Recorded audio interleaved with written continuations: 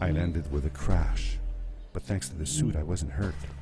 I had no idea where the pad had taken me, but back then I didn't care so much about where I was going or how I would get home.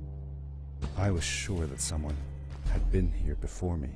Someone had built these bridges and carved these symbols, but who? Where were they now?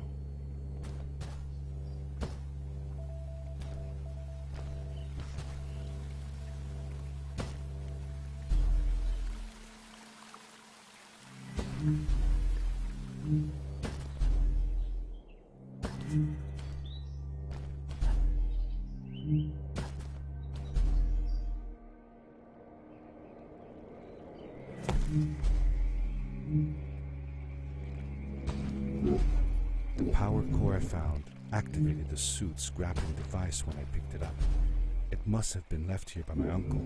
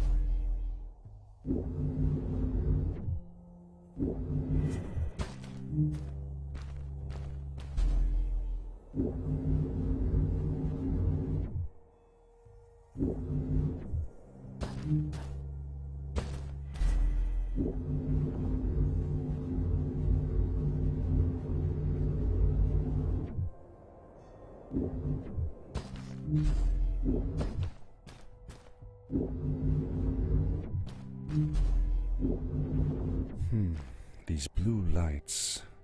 Did Fred put them here? Or was somebody else here as well?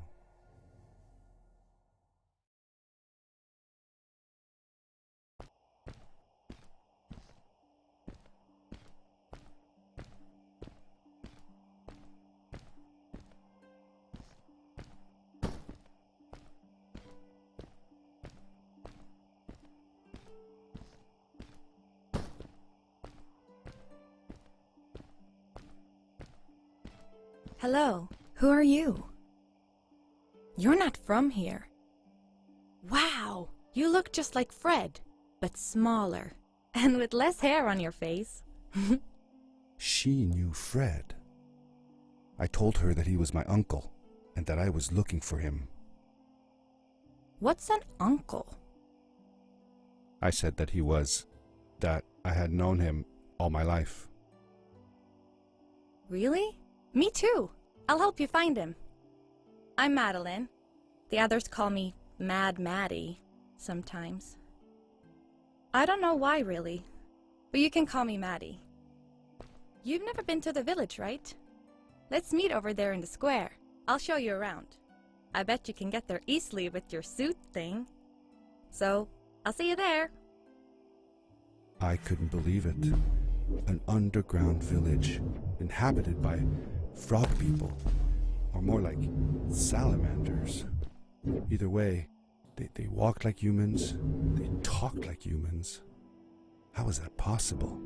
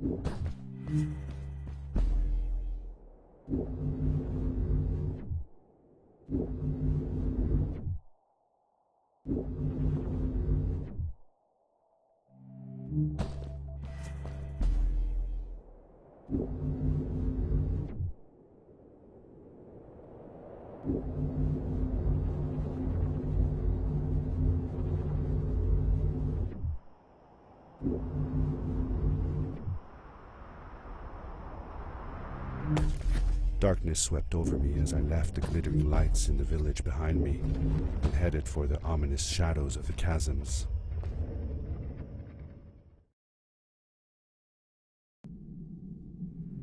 As I entered the chasms, It struck me how much darker it was in there. The shadows were black as ink, and although I tried not to be afraid, I couldn't help but shiver. Was it the darkness that frightened the villagers as well? Or was it something else?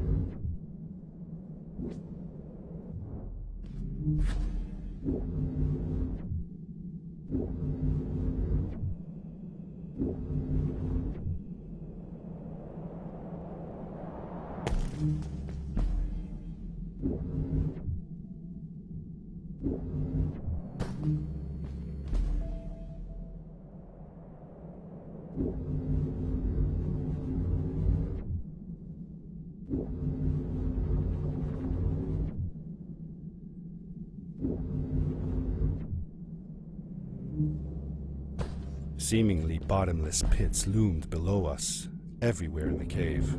The further we got, the more I felt like what faint light existed down there was getting fainter.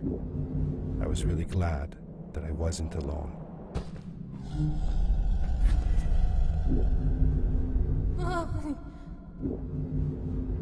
What was that? I'd never heard a creature sounding as terrifying, and I imagined it wouldn't be happy about visitors.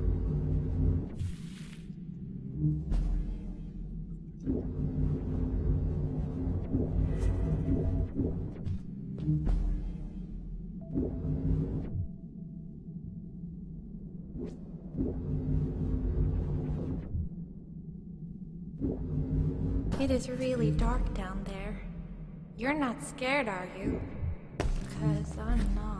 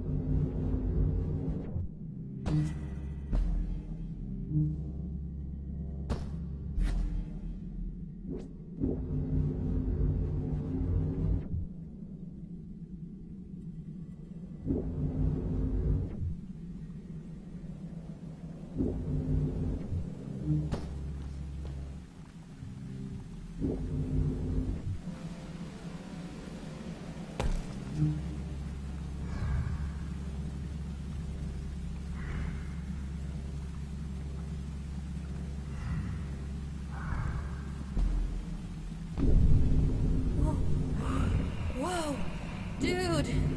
I think I figured out what that writing was going on about. Maybe we shouldn't charge right out in front of that thing.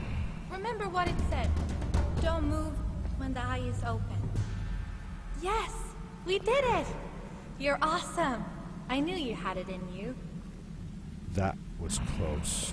We had made it through, and I felt like nothing could stand in our way of finding Fred.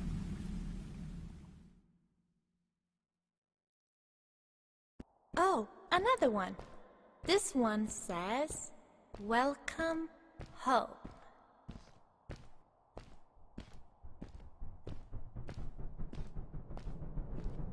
Whoa!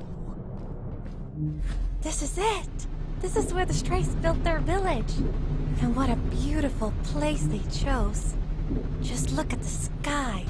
It is so big. It was a relief to finally feel the sun on my face and a gentle breeze in my hair. After all these caves, just breathing fresh air again was enough to clear my mind of any doubts I might have had about this strange journey so far.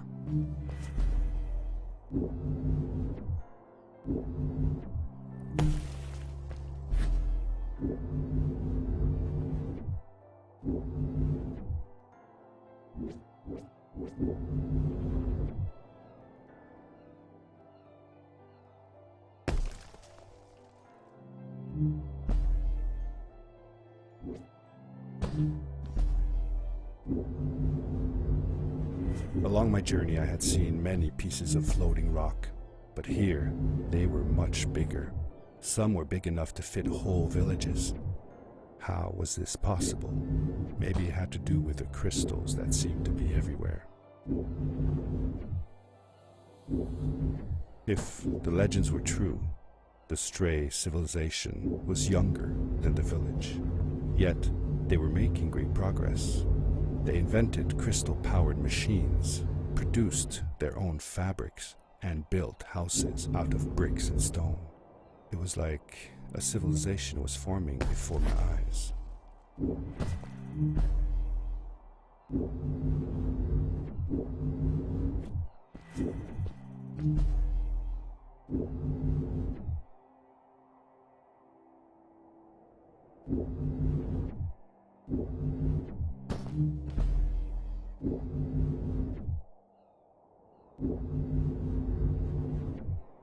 Hey, let's play a game. I bet that you can't get through this part without using the grapple device.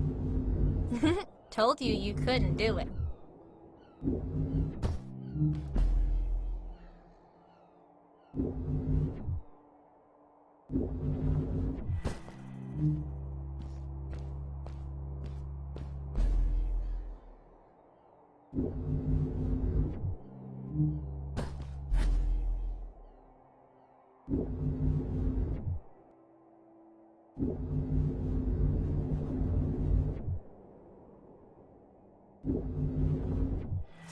Oh, what's that?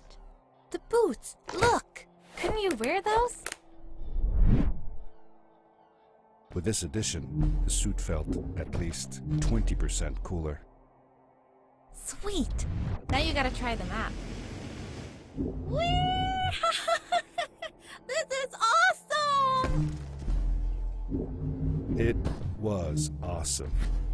I don't know how to describe the feeling of bursting through the air like a bullet, so fast that my eyes watered and my belly was full of butterflies. Never fully in control, but still feeling like the coolest kid in the universe. I guess I just described it, didn't I?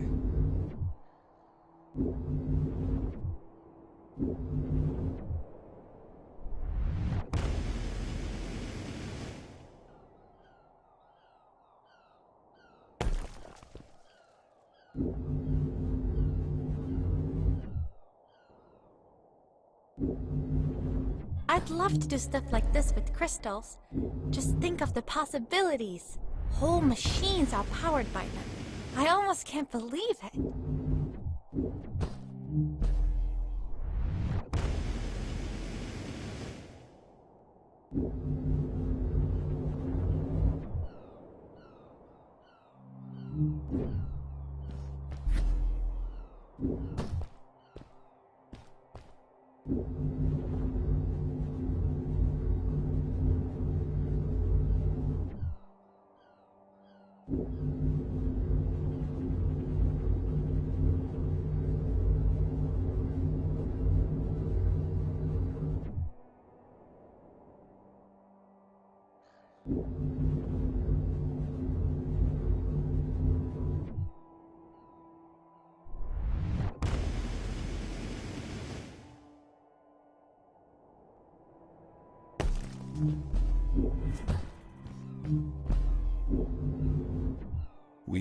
hadn't seen any people around yet, but ahead of us lay what looked like a proper town. The strays from Maddie's stories. I could imagine how she must have longed to meet them all her life. And now, here they were.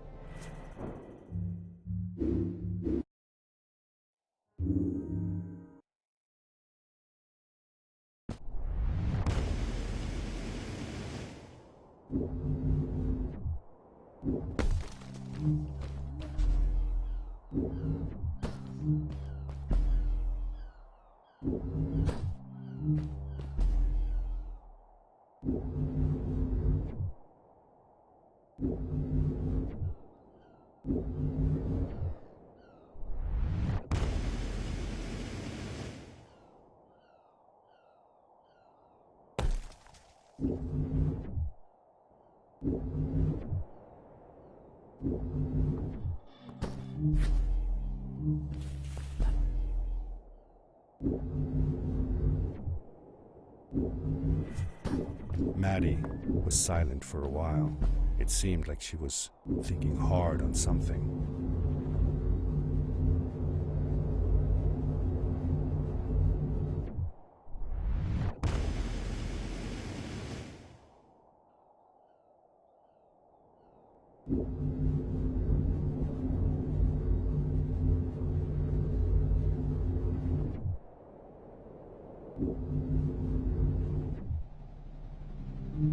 Quickly, grab a hold of that crate.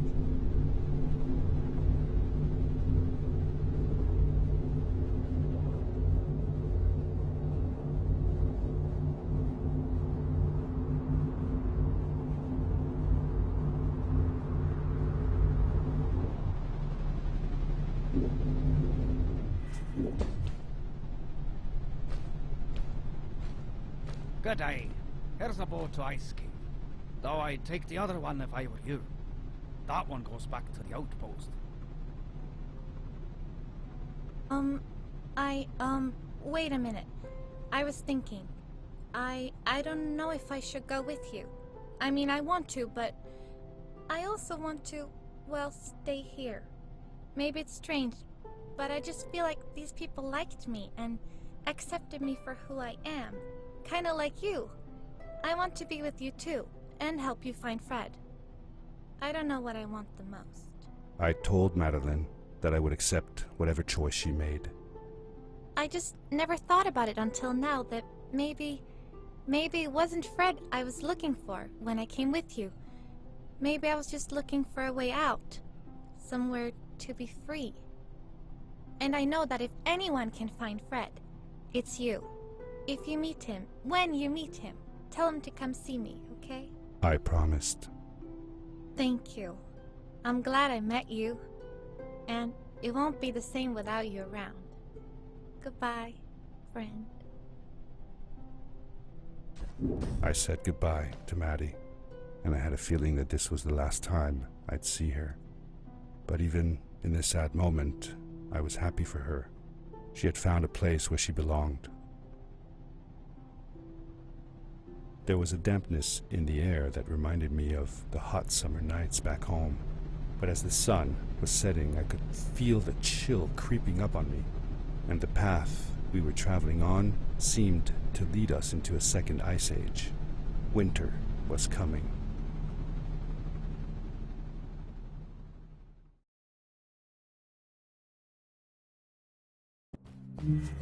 Into the caves again, and now it was just me, alone in these cold, barren halls of ice. But Fred had been here, and now I could feel it. I was getting close. Something wasn't right. The grapple device's energy beam was somehow reflected off of the ice, and I couldn't get a grip. I had to look for areas where the ice was not so thick. This was going to be a challenge.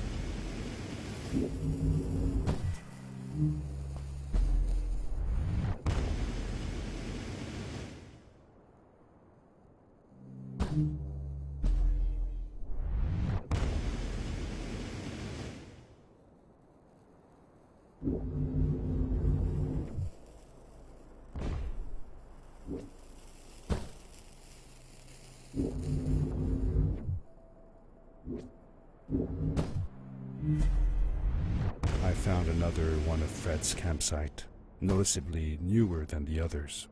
The fire was still smoldering, and I could faintly pick up the smell of the aftershave he always used.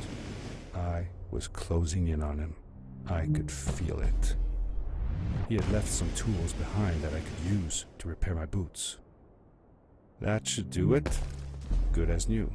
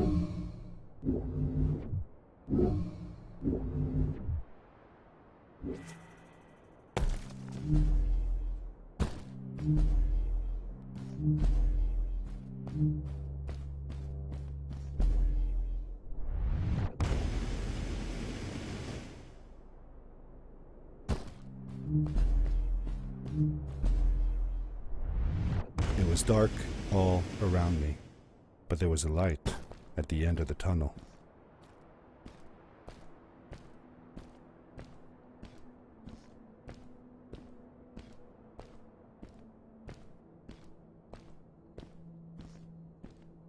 Hello? Nephew?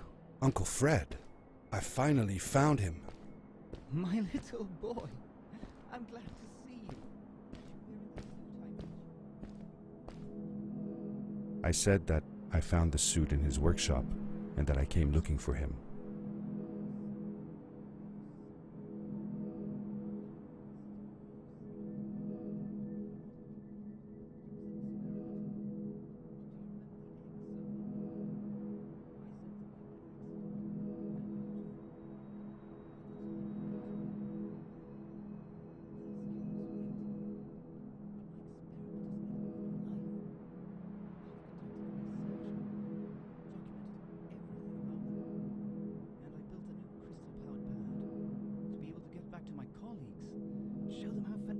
This all is. I interrupted Fred and told him about Maddie, how we came all the way to Starhaven together, and that I had promised to ask him if he would go see her there. Madeline. My little Maddie. I should have taken her to see Starhaven long ago. She was always so curious about the strays. I left her. I wanted to protect her. Or rather, protect myself from losing her. I've changed my mind. I'm not going home. What does research or praise matter when I can be here with these creatures? They need me. And it's just as well. I don't trust this pad for more than one ride anyway. You need that ride. I didn't want to go home, and I asked if I could stay with him and Maddie instead. I'm sorry, nephew. As much as I enjoy having you here, you must go home. Explore the world on your own. Have your own adventures. I reluctantly agreed to go home. I was going to miss my uncle. I will miss you too. But I'm sure you'll do phenomenal on your own. And don't worry about me or Maddie. We'll be fine. The pad is yours, boy. When you're ready.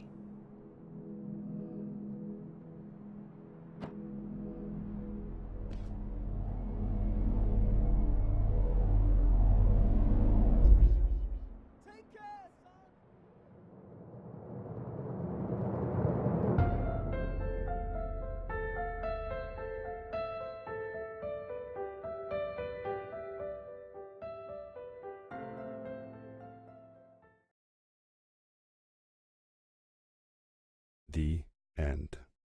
Now, good night, sweetie. Wait, Dad. Does that mean Fred is still there? Who knows? That was the last time I saw him. Don't you miss him?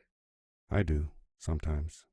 But I don't worry about him, because I know that wherever he is, he's on his biggest adventure yet. Dear Fred, today I step into the lobby of your house for the last time. My daughter asked me to tell her about an adventure, and I came to think of you. Your house looks just like my mother and I left it years ago. After you'd gone, I was sure she was going to throw out all your stuff, but she just cleaned up. We made you a small memorial. For a while, I came here every day, just like I used to. Sometimes I could even faintly hear your voice, calling from the observatory, asking me to get you this tool or that. I never told my mother about that day. I don't think she would have believed me. Can I believe it? After all these years.